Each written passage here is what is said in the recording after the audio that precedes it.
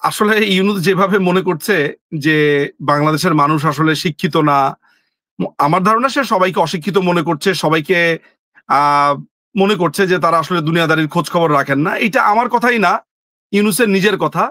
ইউনূস যেমন চ্যাথাম হাউসে পরিষ্কার করে বলেছে যে বাঙালিরা টাকা খেয়ে ভোট দেয়। তাই তারা ক্ষমতায় আছে বা এটা প্রলং করছে। সো ইউনূসের চোখে সমস্ত বাংলাদেশী, সমস্ত বাঙালিরা খুবই খারাপ। তারা কিছুই বোঝে না। টাকা খেয়ে ভোট দেয়, সে একা খুবই ভালো।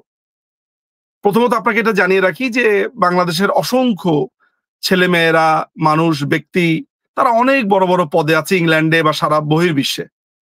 আর পৃথিবীটা এখন হচ্ছে যে একটা হাতের মুঠোতে একটা ফোন থাকলেই আপনি জানতে পারবেন আসল ঘটনাটা কি। আপনি নিশ্চয়ই এটা বুঝবেন যে একটি সরকারি সফর মানে হচ্ছে একটি হোস্ট করছে একজনকে।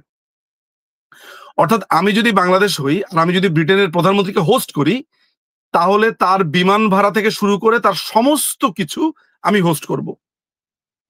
জি। বাংলাদেশে আসার খরচ, বাংলাদেশে আসার পরে তার হোটেল, সেখানে খাওয়া-দাওয়া, তার যাতায়াত, তার সিকিউরিটি সবকিছু আমি মেইনটেইন করব। প্রথমেই আমাদেরকে বলা হলো এটি একটি সরকারি সফর, which is incorrect। তারা এসে এখানে ডরচেস্টার হোটেল যেটা আছে, ব্রুনাইয়ের যে সুলতান বা ব্রুনাইয়ের সুলতান, তার একটা হোটেল, খুবই এক্সপেন্সিভ একটা হোটেল। আপনি জানেন যে ওদের ৫ দিনে তারা ৩৭ টা রুম ভাড়া করেছে। মজার ব্যাপার হচ্ছে তারা বাংলাদেশ হাই কমিশনের কর্তা ব্যক্তিদের জন্য রুম ভাড়া করেছে।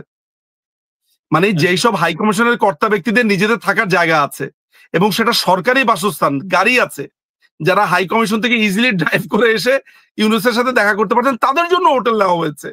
৩৭ টা রুমের ভাড়া ৩.৫ কোটি টাকা তারা বিল সেখানকার খাওয়া দাওয়া বাবদ পে করেছেন।